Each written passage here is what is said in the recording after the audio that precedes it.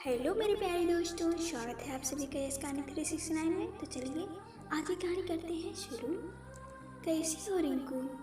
सब ठीक है ना तुम्हारे और तुम्हारे पति के बीच? मैंने सुना है तुम अपने पति से परेशान हो और अब उनसे तलाक लेना चाहती हो। तुमने वकील की सेवाएं भी ले रखी है, ऐसा मैंने सुना है। अभी कहाँ हो, अपने मायके या ससुराल में?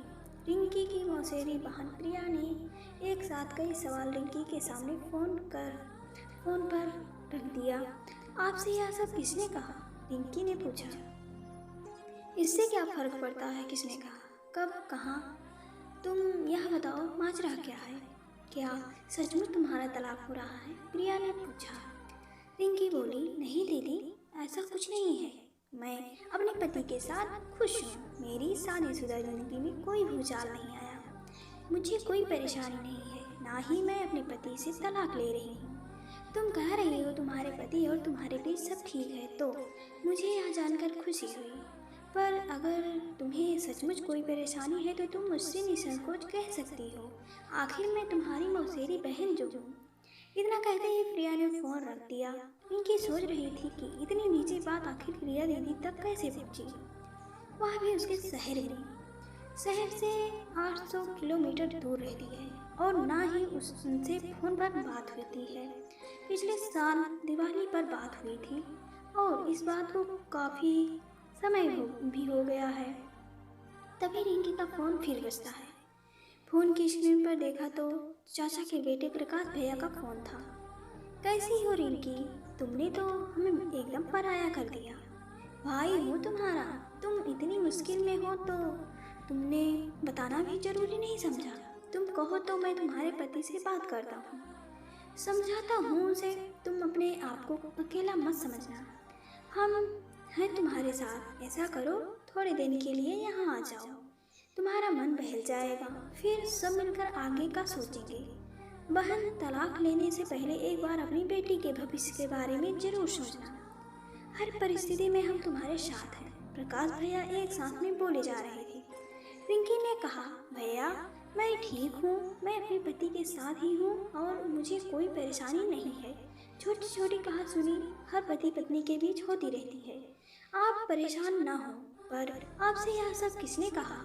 अरे उड़ते उड़ते खबर सुन रहा हूँ कि तुम्हारे और तुम्हारे पति के बीच में कुछ ठीक नहीं है। तुम अपने पति को तलाक देना चाहती हो, इसलिए तुमसे बात करना जरूरी समझा, प्रकाश भैया ने कहा। रिंकी बोली, भैया ऐसा कुछ नहीं है, मेरा तलाक नहीं हो रहा है, मैं सुखी वैवाहिक जीवन जी रही हूँ, आप चिंता ना करें। रिंकी एक सुंदर, संस्कारी और परिवार से प्यार करने वाली गृहिणी थी, लेकिन उसकी एक ही कमजोरी थी कि वह बहुत भावुक महिला थी और भावुकता में बहकर अपनी निजी बातें भी बाहरी सदस्यों से कह दिया करती थी। रिंकी अपने पति और 2 वर्षीय बेटी के साथ बेंगलुरु में रहती थी। ससुर का तो काफ़ी सालों पहले देहांत हो चुका था और सास पिछले साल स्वर्ग सिधार गई। रिंकी पारिवारिक सदस्यों के साथ छोटी मोटी कहासुनी को भी जग जाहिर कर दिया करती थी। ऐसा करके वह अपना दिल हल्का करती थी। वह नहीं जानती थी कि इसके परिणाम घातक भी हो सकते हैं। सास ने कई बार समझाना चाहा रिंकी की कई समस्याएं मौन रहकर ही सुलझ जाती हैं। चारों तरफ ढिंढोरा पीटने से समस्याएं और बढ़ जाती हैं, पर रिंकी अपने स्वभाव से लाचार थी। रिंकी फोन रखते ही 2 महीने पुरानी घटना पर विचार करती है। यह क्या, आज फिर भिंडी की सब्जी टिफिन में रख दी और कुछ बनाना आता भी है या नहीं? अरे मेरे सहकर्मियों की पत्नियां कितना कुछ भेजती हैं टिफिन में, और तुम हो रोटी सब्जी देकर अपना काम निपटा लेती हो। अर्जुन ऑफिस से आते ही रिंकी पर बरस पड़ा। अरे आप तो जानते हैं सोना को 3 दिन से कितना बुखार है, एक पल को मुझे अकेला नहीं छोड़ती, इसलिए मुझे सब्जी लाने का समय नहीं मिल रहा है। थोड़ी भिंडी रखी थी तो बना दी। वैसे भी भिंडी तो आपकी फेवरेट सब्जी है और कल तो मैंने आपको गोभी आलू दिया था, लेकिन मैं देख रही हूँ आजकल आप काफ़ी चिड़चिड़ हो गए हैं। कोई परेशानी है तो कह सकते हैं, रिंकी ने अपना पक्ष रखते हुए कहा। रात को भी अर्जुन ने खाना नहीं खाया और मुंह फेर कर सो गया। मेरे ऑफिस से आने से पहले बेडशीट चेंज हो जानी चाहिए। हफ्ते हफ्ते तक नहीं बदलती बेडशीट, जरा भी रहन सहन नहीं आता। ना जाने कैसे संस्कार लेकर आई हूँ अपने मायके से, और आज कुछ ढंग का खाना बनाना। अर्जुन रिंकी पर बरसा। रिंकी बोली, कैसी बातें कर रहे हैं आप? परसों ही तो बदली थी बेडशीट, हर दूसरे दिन चेंज करती हूँ। सोना की हालत तो देख रहे हैं आप। डॉक्टर को दिखाकर आई हूँ, थोड़ा तो समय लगेगा उसकी तबीयत सुधरने में। जैसे तैसे सब संभालने की कोशिश कर रही हूँ। मेरे लिए घर के काम से ज़्यादा बच्चे की तबीयत ज़्यादा जरूरी है, और आप मेरे संस्कारों पर ना ही जाए तो अच्छा रहेगा। रिंकी ने भी गुस्से से कहा। अर्जुन बिना टिफिन लिए गुस्से में दरवाजा पटकते हुए ऑफिस चला गया। ऐसी ही घटनाएं दोनों पति पत्नी के बीच अक्सर होने लगी। रिंकी बहुत दुखी थी, किसी से बात करके अपना गुबार निकालना चाहती थी। वह अपने मायके फ़ोन नहीं कर सकती थी, क्योंकि उसके मायके में सिर्फ उसकी मम्मी और पापा थे, जिनको परेशान करना नहीं चाहती थी। पर वह अपने दिल की बात किसी से तो कहना चाहती थी। रिंकी ने अपनी बेस्ट फ्रेंड सुहानी को फ़ोन लगाया और अपना दुखड़ा बढ़ा चढ़ाकर बताया। क्या बताऊं सुहानी, मेरी तो ज़िंदगी बर्बाद हो गई। मेरे पति मेरे साथ जरा भी अच्छा बर्ताव नहीं करते। काम वाली समझ रखा है मुझे।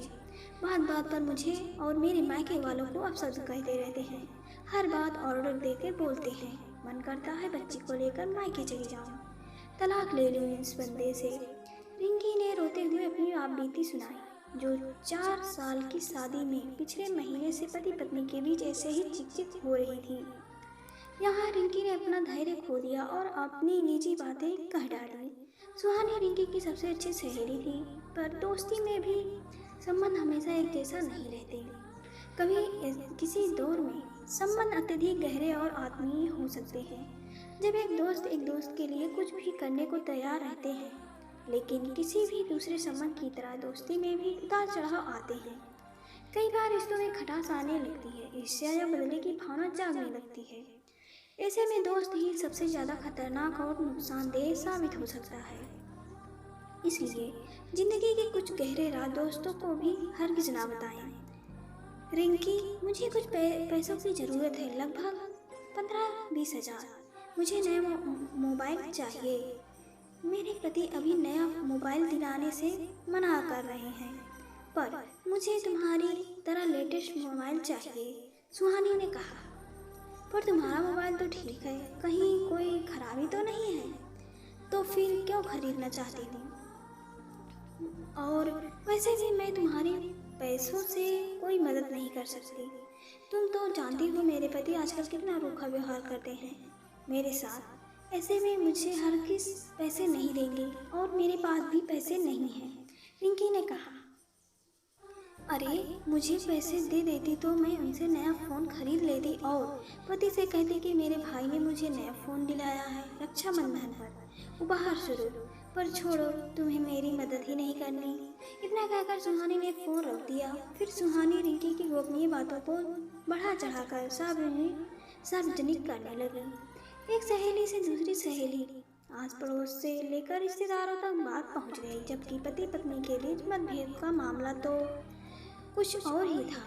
एक दिन अर्जुन मिठाई का बॉक्स और गर्मा गर्म समोसे रिंकी की फेवरेट शॉप से लेकर आता है। रिंकी, रिंकी कहाँ हो? मुझे नए प्रोजेक्ट का हेड डिक्लेयर कर दिया गया है। यह नया प्रोजेक्ट काफ़ी बड़ा है, कंपनी को काफ़ी फ़ायदा होगा। मैं पूरी मेहनत के साथ अपना 100% देते हुए काम करूँगा। प्रोजेक्ट पूरा होने पर कंपनी मुझे काफ़ी इंक्रीमेंट भी देगी। हम सिंगापुर, मलेशिया घूमने भी जाएंगे, अर्जुन ने कहा। पति का सकारात्मक व्यवहार देखकर रिंकी के आश्चर्य की सीमा ना रही।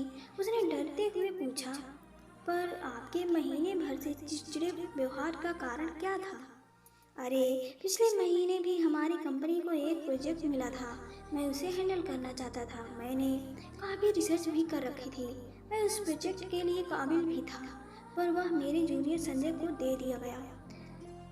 उससे प्रोजेक्ट का हेड बना दिया गया और मुझे उसके सहयोग करने के लिए कहा गया। इससे मुझे काफ़ी बुरा लगा था और मैं अपना सारा फ्रस्ट्रेशन तुम पर निकालता चला गया, जबकि कंपनी के डायरेक्टर्स ने मुझे बड़े प्रोजेक्ट का हेड बनाने का सोच रखा था, जो आज ऑफिशियल डिसाइड हो गया।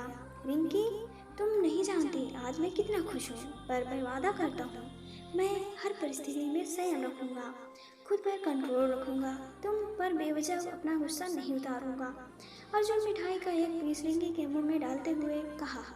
रिंकी को अपने ऊपर ग्लानि महसूस होने लगी थी। उसे अपनी सास की कही बात याद आने लगी। वह हमेशा कहती थी, बंद मुट्ठी लाख की खुल गई तो खाक की। इसकी वजह से है कि मुट्ठी बंद रहती है तो लोग अलग अलग कायस लगाते हैं कि जरूर मुट्ठी में कोई कीमती चीज है। खुल जाने पर सारा रहस्य चला जाता है। बढ़ा चढ़ाकर अपनी निजी बातें किसी से भी नहीं करनी चाहिए। रिंकी और अर्जुन के बीच रिश्ते सामान्य हो जाता है। दोनों पति पत्नी आनंद से रहते हैं, लेकिन रिंकी के द्वारा सुहानी को बताई गई निजी बातें सुहानी ने सबको बताना शुरू कर दिया। तब से एक के बाद एक सबके फोन आने लगे। सब जानने को उत्सुक थे कि रिंकी के जीवन में आखिर चल क्या रहा है। रिंकी को बात की गहराई पर जाने से पता चला कि उसने घर की बातें बाहर बताकर कितना गलत किया। उसने अपने साथ साथ पति के मान सम्मान का भी ध्यान नहीं रखा। समाज में अपने लिए सम्मान कम कर दिया। रिंकी ने निश्चय किया कि आगे से अपनी समस्याएं अपने तक ही रखेगी। निजी बातें गुप्त रखना ही सही है। और दोस्तों, अपने परिवार के अंदर की किसी भी प्रकार की कलह कभी दूसरों को नहीं बतानी चाहिए। घर की बातों का जिक्र किसी के साथ नहीं करना चाहिए, भले ही कोई इंसान आपका कितना भी बड़ा हमदर्द या अच्छा दोस्त हो। इससे अपमान का सामना भी करना पड़ सकता है। लोगों को अपने जीवन साथी से जुड़ी निजी बातों को गुप्त रखना चाहिए। और मेरे प्यारे दोस्तों, कहानी यहीं तक। कहानी आप सभी को कैसी लगी हमें कमेंट करके ज़रूर बताएं। अगर पसंद आए तो वीडियो को लाइक करें, शेयर करें और चैनल को सब्सक्राइब करें। और पूरी कहानी सुनने के लिए आप सभी का दिल से धन्यवाद।